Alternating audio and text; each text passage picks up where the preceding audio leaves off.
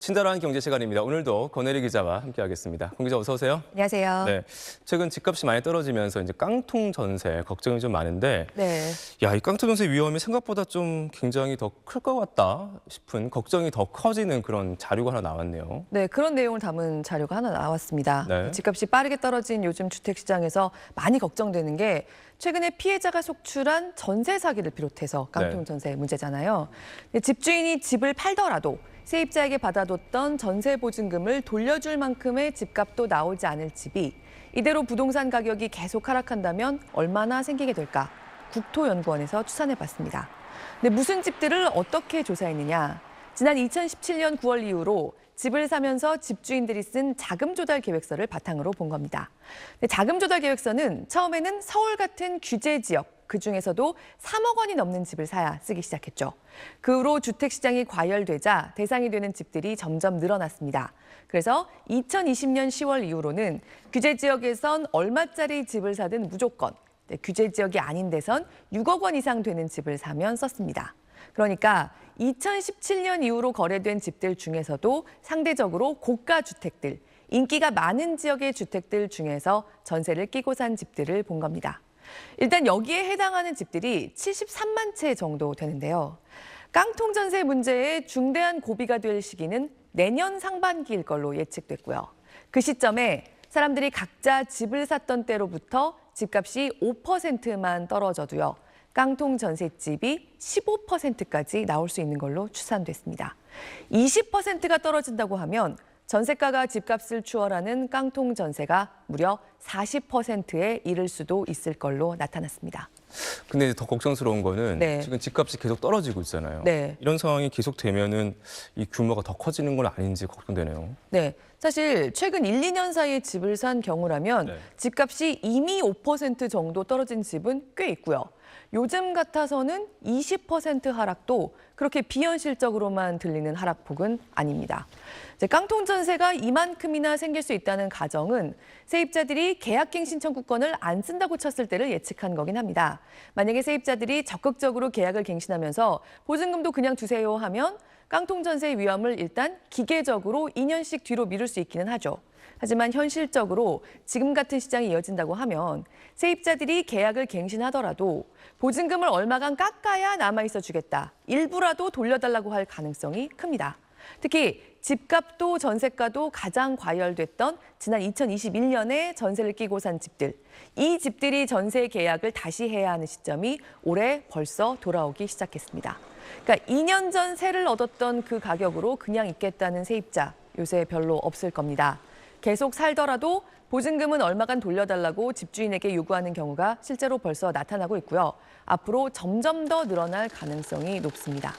깡통 전세 위험은 지난해 말부터 커지기 시작한 걸로 나타납니다. 2020년 말에 집값과 전세값이 함께 크게 급등하기 시작했죠. 당시 갭 투자로 매매된 집들이 임대차 계약을 다시 하는 시점입니다. 그리고 가장 걱정되는 시기는 21년, 22년 초까지 갭 투자로 매매됐던 집들이 전세 계약을 다시 쓰는 내년 상반기란 겁니다. 그렇군요. 근데 지금까지는 우리가 이제 자금 조달 계획서를 낸 집만 대상으로 이렇게 살펴본 거잖아요. 근데 이거 좀 범위를 더 확대해 보면 더 걱정스럽다고요? 네, 그런 점이 있습니다. 앞서 본 깡통 전세 위험은 말씀드렸던 대로 상대적으로 고가의 인기 지역 집들만 봤던 거죠. 그런데 이번 분석에서 아예 통계청 자료로 집값이 크게 과열됐던 2021년의 전체 갭 투자 주택들을 따로 또 봤거든요. 그랬더니 이미 계약 당시에 전세값이 집값보다 훨씬 커서 집주인이 가진 돈을 다 모으고 대출 내고 집까지 팔아야, 말하자면 집주인이 영끌을 해야 전세 보증금을 간신히 돌려줄 수 있을 집이 이미 20만 9천 가구나 되는 걸로 나왔습니다. 그러니까 계속 집값이 폭등한다면 문제가 안 됐겠죠. 그런데 이제 와서 보니 집값이 추가로 떨어지지 않아도 이미 시작부터 상당한 위험을 안고 시작한 집들의 규모가 그 정도란 겁니다. 최근에 전세 사기 피해도 바로 이런 집들과 비슷한 상황에서 나왔다고 할 수 있습니다. 이미 계약을 할 당시에 매매 가격보다 전세 가격이 높은 경우가 이미 많이 있었다라는 것을 의미하는 것이고요. 공시가격이 나오지 않았었던 주택이나 신규 빌라 이런 경우는 이제 가격이 뒤늦게 형성이 되기 때문에 원래 이제 시장에서 통용될 수 있는 매매 가격보다 더 높은 가격으로 전세 가격을 받고 그런 형태가 있을 수가 있겠죠. 야, 지금 이 문제가 당장 해결될 수 있는 문제가 아니네요. 네. 내년, 내후년까지도 계속해서 문제가 될 것 같은데 네. 지금부터라도 좀 어떻게 좀 대책을 꼼꼼하게 잘 마련해야 될 것 같습니다. 네, 중요한 문제입니다. 네, 잘 들었습니다. 고맙습니다. 자, 이렇게 끊이지 않는 전세 사기 범죄를 막기 위해서 정부는 대책을 내놨습니다. 자기 돈 안 들이고 집을 여러 채 사들인 뒤에 보증금을 돌려주지 않는 범죄를 막기 위한 방안이 핵심입니다. 자세한 내용 이혜미 기자가 설명해 드리겠습니다. 전세금 보증보험 가입을 내세워 세입자를 끌어모은 전세 사기 일당은 비싸게 받은 보증금으로 집을 사들였습니다. 전세가와 매매가가 같아도 전세금을 보증해주는 보증보험의 허점을 악용한 겁니다. 시세가 얼마예요? 괜찮아요? 이렇게 물어보고 공인중개사가 그냥 괜찮은 집이다 라고 하면 이제 뭐 계약을 하고. 피해 예방책으로 정부는 보증보험 가입 대상의 전세가율을 현행 100%에서 90%로 낮추겠다고 발표했습니다. 시세가 2억 원인 빌라 전세 계약을 할 때 지금까진 전세금이 매매가와 똑같은 2억 원이어도 보증보험에 가입할 수 있었지만 앞으로는 1억 8천만 원 이하여야만 가입이 허용됩니다. 주택도시보증공사 허그가 대위 변제해준 전세계약 10건 중 8건은 전세가율 90% 이상의 주택에서 나왔습니다.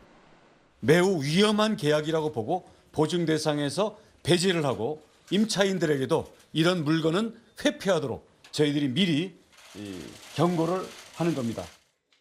또 등록 임대사업자에 대한 규제를 강화해 임차인이 거주하는 주택은 임대인이 먼저 보증보험에 가입해야만 임대사업 등록을 허용하고 보증보험에 가입하지 않아 말소된 임대사업자는 추가 등록을 제한할 계획입니다. 이와 함께 전세 사기 피해 임차인이 이사할 때 초저금리 대출을 지원하고 긴급 거주할 수 있는 공공임대주택 물량도 늘리기로 했습니다. SBS 이혜미입니다. 이와 함께 공인중개사가 전세 사기에 가담하는 걸 막기 위해서 정부는 처벌을 더 무겁게 하기로 했습니다. 직무 위반으로 집행유예만 받아도 중개사 자격을 취소한다는 방침입니다. 이 내용은 조윤아 기자가 전하겠습니다. 서울 강서구 화곡동에서 전세 사기를 당한 김모 씨는 공인중개사 말만 믿고 계약했는데 알고 보니 중개사도 공범이었습니다. 저는 그냥 공인중개사 믿고 계약을 하는 건데 공인중개사 몰랐다는 건 정말 말이 안 되고요. 경찰 수사 결과 공인중개사와 중개보조원 373명이 전세 사기에 가담한 것으로 드러났습니다.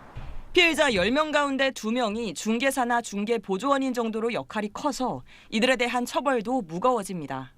지금은 직무 위반으로 징역형을 선고받아야 자격이 취소되는데 앞으로는 집행유예를 받아도 취소되도록 원스트라이크 아웃 제도를 도입합니다.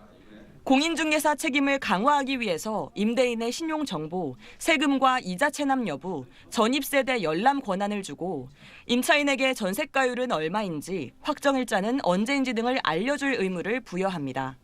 또 세입자가 확정일자를 받기 전에는 임대인이 근저당을 설정할 수 없게 하는 등의 내용을 계약서 특약에 넣기로 했습니다. 세입자는 중개사가 영업정지 처분을 받은 이력이 있는지 앱으로 확인할 수 있도록 했습니다. 다만 현행법상 공인중개사법을 위반해야만 중개사 자격 취소가 가능해서 형법상 사기 혐의로 처벌받은 중개사는 걸러낼 수 없는 부분이 있는데 국토부는 이에 대해 개선안을 검토하겠다고 밝혔습니다. SBS 조윤아입니다. 정부는 전세 구하는 사람들이 사기꾼들한테 속지 않도록 안심 전세 앱이라는 것도 내놨습니다. 내가 관심 있는 집의 전세 보증금은 얼마가 적정한 건지, 또 전세금 보험에 들 수 있는지 이런 내용들을 미리 알려주는 겁니다. 안상우 기자가 이 앱을 직접 써보고 보완할 점은 없을지 알아봤습니다. 안심 전세 앱의 가장 큰 목적은 적정 전세 가격을 알려주는 겁니다. 제가 새 들어가고 싶은 집의 주소를 입력하면 이렇게 참고용 매매 시세가 나옵니다. 본인 인증 절차를 거친 다음 입주 시점과 예상 전세 보증금을 입력하고 자가 진단을 하면 적정 전세 보증금과 보증 가입 가능 여부까지 확인할 수 있습니다. 현재는 수도권 연립 다세대 주택 등의 정보만 확인 가능한데 앞으로는 주거용 오피스텔과 지방광역시로 범위가 확대됩니다. 앱을 이용해 전세 사기에 이용됐던 주택들을 진단해봤습니다. SBS가 보도한 2400 조직이 2020년 매입한 인천 남동구의 한 주택. 계약 당시 전세 보증금인 2억 2,660만 원은 적정 보증금 범위를 넘어서고 전세금 보험 가입도 불가능하다는 결과가 나옵니다. 또 해당 주택의 임대인이 보증 사고를 낸 건수까지 함께 나옵니다. 하지만 전세 사기 매물을 걸러내지 못하는 사례도 있습니다. 강서구 화곡동의 한 주택은 재작년 7월 세입자가 집값과 같은 2억 700만 원을 내고 세를 들어갔다가 보증금을 떼일 위기에 처했는데 안심 전세 앱은 더 높은 가격에 전세 보증금을 내는 것도 괜찮다고 설명합니다. 인근 지역에 실거래가 등을 종합해 적정 가격을 산출하는 방식이기 때문에 전세 사기 등으로 이미 실거래가가 뻥튀기 된 지역에선 전세 사기 의심 매물을 제대로 포착하지 못하는 한계가 발생하는 겁니다. 당국은 해당 지역 전세 사기가 줄어 실거래가 부풀리기가 사라지면 나아질 것이란 입장인데 사전 예방이란 앱 취지와 어긋나 보완이 필요합니다. SBS 안상우입니다. 네, 그럼 오늘 정부 발표 내용 경제부 이혜미 기자와 정리를 해보겠습니다. 먼저 이제 원희룡 국토부 장관이 전세 사기는 올해가 절정일 거다 이런 말을 했는데 이건 어떤 뜻으로 해석해야 됩니까? 네, 이 전세 사기 피해가 의심되는 이 계약들이 주로 2019년부터 지난해 초까지 지금 계약이 체결이 된 상태입니다. 이 대부분 우리가 계약 만기가 됐는데 집주인이 전세금을 돌려주지 않으면 그때 내가 피해를 당했구나 이렇게 알게 되는데 보통 저희가 2년 단위로 이 전세 계약을 갱신하거나 체결을 하다 보니까 지난해 초 전세 계약을 맺은 사람들은 이 내년에 이 만기가 다가오게 됩니다.